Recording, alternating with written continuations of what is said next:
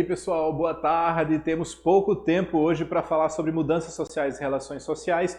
É muito assunto, então vamos ver se a gente acelera essa aula. Meu nome é Hugo Regis e a gente está começando agora a aula de Sociologia. Vamos lá. Eu já uso essa imagem há muito tempo, né? Que é uma capa do suplemento do Le Monde Diplomatique, né? O Brasil tem muito dinheiro, você tem os trabalhadores ali sustentando o luxo e a riqueza da elite brasileira, né? Então o Brasil tem muito dinheiro, mas para quem vai esse dinheiro, onde esse dinheiro está? A gente fala sobre riqueza, pobreza, triunfo e fracasso, mas essa relação entre riqueza, pobreza, triunfo e fracasso, na verdade, é o principal fundamento da desigualdade.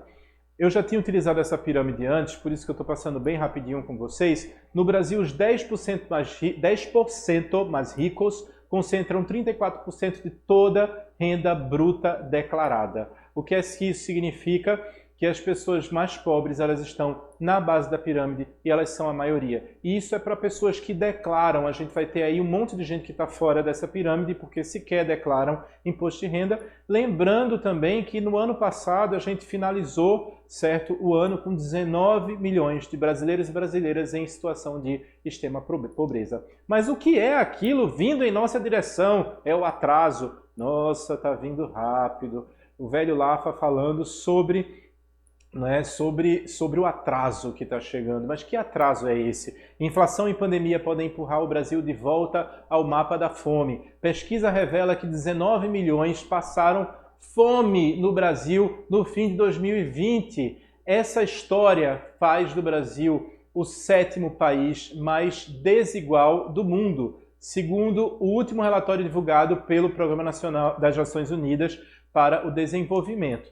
Ele vai ficar atrás apenas de nações como nações do continente africano, como a África do Sul, a Namíbia, a Zâmbia, a República Centro-Africana, Lesoto e Moçambique. Então, olha só, né? Vamos lá. Alguma coisa está fora da ordem. O que é que precisa ser mudado? A gente está falando de mudança social, mas o que é que precisa ser mudado? A gente vai ver as pessoas indo para a rua, cobrando mudanças, cobrando transformações, basta, não é? Chegou a hora da gente mudar essa realidade.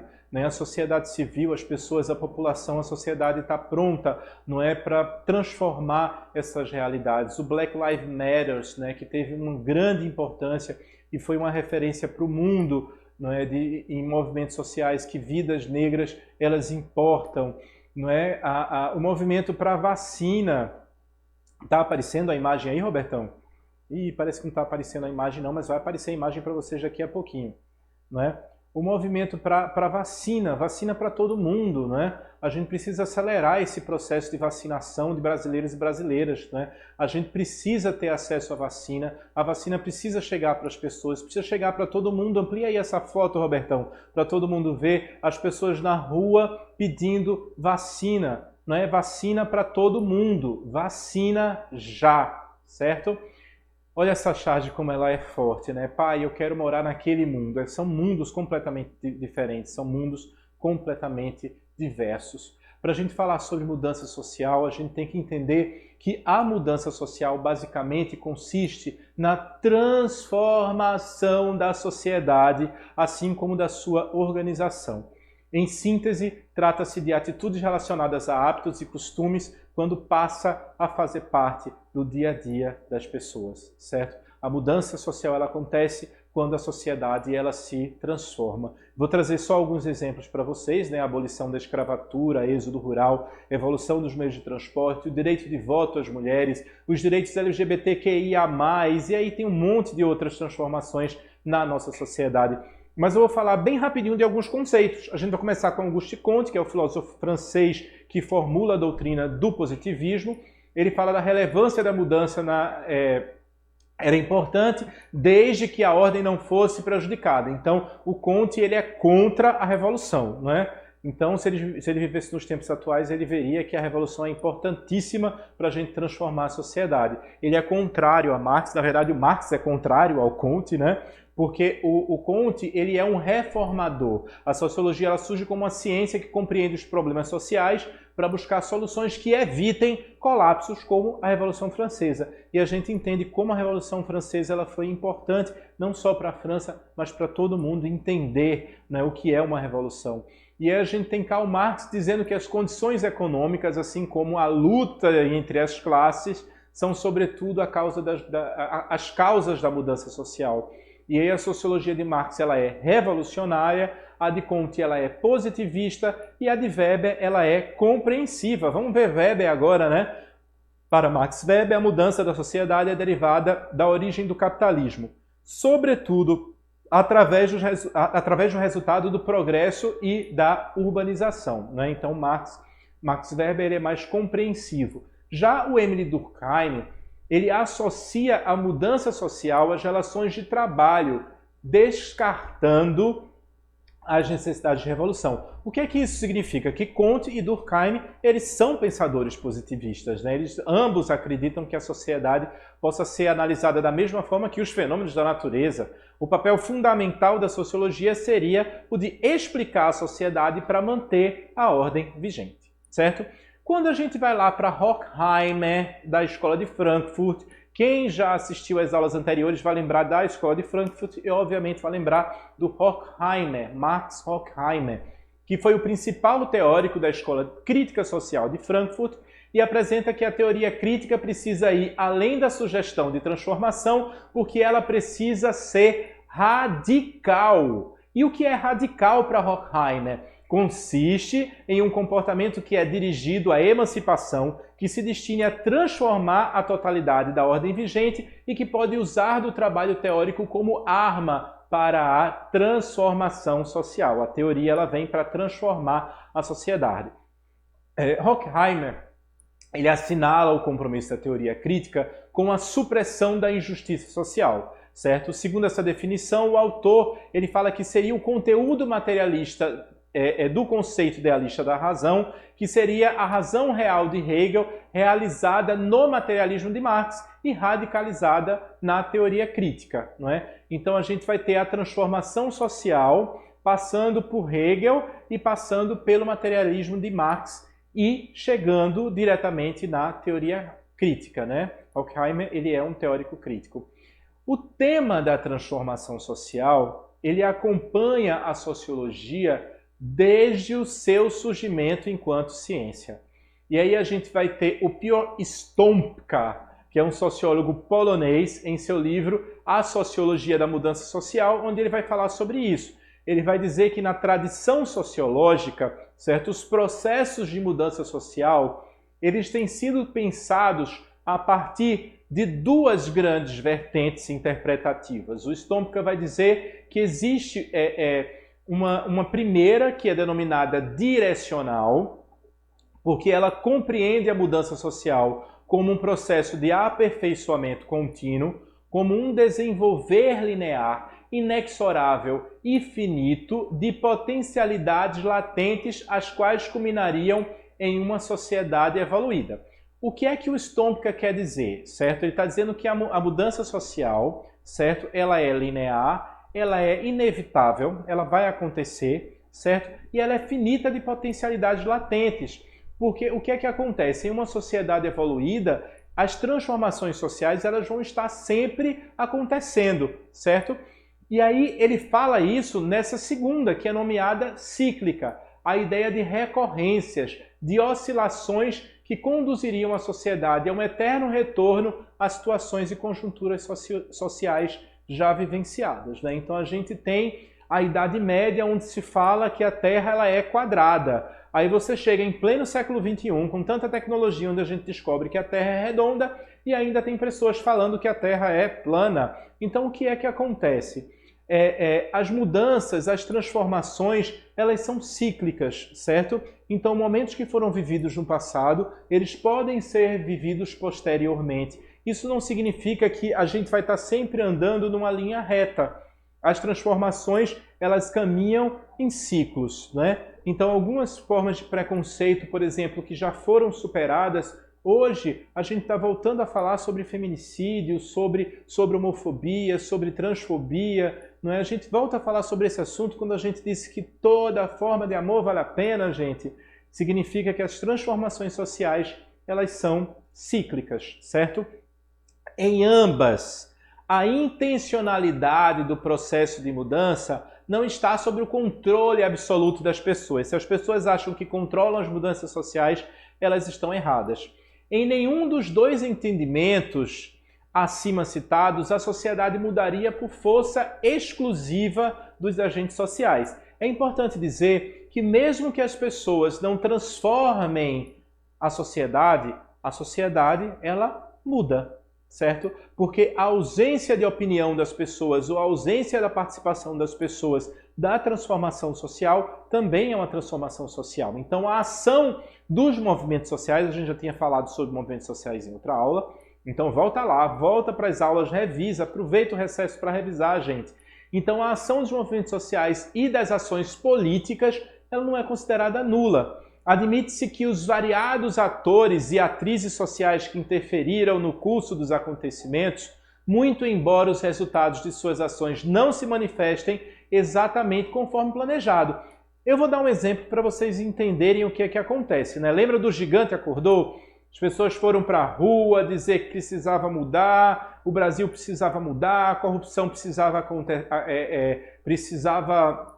acontecer. O resultado do Gigante Acordou, que foi um movimento extremamente democrático, existiam pessoas que falavam contra e a favor do governo, foram movimentos que não foram abafados, não sofreram violência, as pessoas tiveram o direito de ir para a rua. O Gigante Acordou exatamente no governo da ex-presidenta Dilma, e ela foi até a TV e fez um anúncio dizendo que as pessoas tinham direito à livre manifestação. O que é que acontece com a Dilma? A Dilma sofre o processo de impeachment, que algumas pessoas, inclusive eu, chamam de golpe, não é? E o que é que acontece com o Gigante? E a gente tem aquela velha imagem do Gulliver, né? Lembra das aventuras, a viagem do Gulliver? O Gigante, ele adormeceu. E parece que a corrupção, que era tão falada antes, né? Ela não acabou. Muito pelo contrário. A corrupção, ela só fez subir. Então a gente tem aí as informações, a gente tem aí o que a TV fala, mas não só o que a TV fala, mas os fatos que comprovam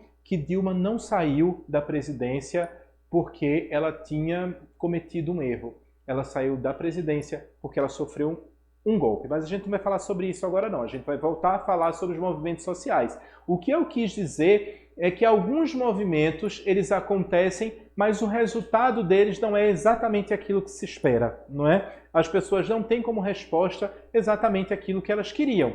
Os movimentos sociais, eles promovem mudanças, mesmo que os resultados de suas ações não se manifestem exatamente conforme planejado. Foi exatamente o que eu acabei de dizer. Então a gente vai ter exemplos aí de mudança social, né? Direito para as mulheres. Em 1933, a gente está falando da década de 30, as mulheres conquistaram a permissão para votar, bem como foi a partir da Revolução Industrial que começaram a trabalhar fora, conquistando o seu espaço numa sociedade que era patriarcal. Peraí, essa sociedade era patriarcal? A nossa sociedade, ela não continua patriarcal? Será que o patriarcado acabou? Será que o machismo acabou? Certo? E aí a gente precisa falar, por exemplo, sobre modelos de família. Não é? Quando a gente fala sobre modelos de família, a gente vai entender que no Brasil o divórcio foi instituído em 1977. Isso é recente, década de 70. Não é? Essa foi uma das causas para que a família nuclear, desse lugar monoparental, atualmente há mais liberdade nas relações entre pais e filhos, bem como as famílias têm menos filhos. Mas esse conceito de família, ele mudou de 1977 até hoje? Mudou. Porque se a gente for falar sobre modelos de família, e aí eu vou trazer uma reportagem do Correio Brasiliense, Robertão, me diz aí o meu tempo. Será todo o tempo ainda, né? Falta muito tempo ainda. Então vamos embora falar, vamos conversar. A gente tem esse conceito de família de uma reportagem do Correio Brasiliense. Olha só. Famílias formadas por pai, mãe e filhos já não são maioria no país, tá certo? Vamos aumentar essa notícia, certo? ela diz o seguinte, ó, o tradicional arranjo de família, certo? Esse modelo de família tradicional que a gente conhecia, né? Pai, mãe e filhos, mudou. Além das formações convencionais, novas configurações, elas crescem e mostram desafios diários enfrentados por mães e pais que sozinhos e sozinhas, divorciados que unem as famílias, não é? Então, pessoas que são divorciadas e se tornam um novo casal com uma pessoa que também é divorciada. Então, você junta aí duas famílias, né? Divorciados que unem as famílias. Crianças que são criadas pelos avós, a coparentalidade e casais homoafetivos que lutam para que seus afetos sejam respeitados.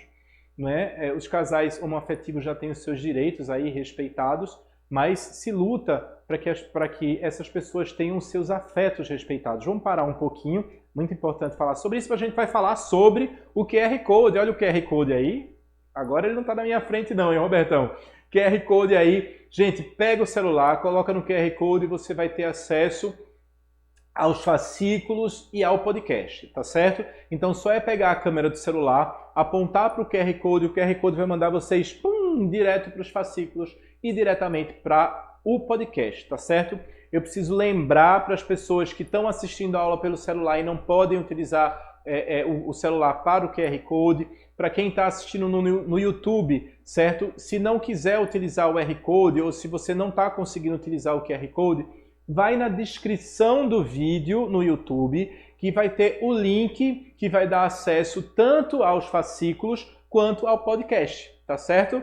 Então já deu tempo para quem está com a câmera pegar aí o QR Code. Robertão, podemos voltar para a aula? Vamos lá. Eu queria falar sobre esse arranjo tradicional de família para que a gente pudesse voltar àquelas teorias da mudança social. Vamos ver se dá tempo, né? Então a gente estava falando sobre coparentalidade e casais homoafetivos que lutam para que seus afetos eles sejam respeitados. As pessoas estão lutando para que o afeto ele seja respeitado. Mas olha só, o que há de comum, tá certo, entre eles é o amor, cada um à sua maneira. As diferentes formas de composição familiar mostram que o gênero, a idade e o status civil de quem cria não importam, prevalecem sempre o respeito e a união. Essa reportagem ela é do Correio Brasiliense, ela é de 2018, ela foi escrita pela Gabriela Vinhal e a Ingrid Soares e foi postada no dia 25 de 12, né, Natal de 2018, às 8 horas da manhã. E a gente aí traz a foto, que é uma foto de uma família, olha uma família tradicional brasileira aí, não é? A gente traz uma foto de uma família para falar que a união entre as pessoas, o amor, o afeto é a coisa mais importante. A gente precisa falar mais de amor, gente. A gente precisa falar mais de amor, certo? De amor ao próximo. Se a gente não se ama, a gente não ama ao próximo. Se a gente não ama ao próximo, a gente também não ama a si próprio, não é? Então a gente precisa falar de amor, a gente precisa falar de liberdade, a gente precisa falar de respeito, não mais de tolerância, falar de respeito para que as pessoas elas sejam felizes ao extremo, certo? Que todas as pessoas tomem a decisão de serem felizes, certo? A gente vai agora... vamos voltar aqui para que a gente possa voltar a falar sobre aquelas teorias da sociologia dos conceitos de mudança social, tá certo? Depois que a gente fala de alguns exemplos, né? A gente falou da família tradicional brasileira e como a família ela é vista. Deixa eu ver se eu amplio aqui. Posso ampliar aqui?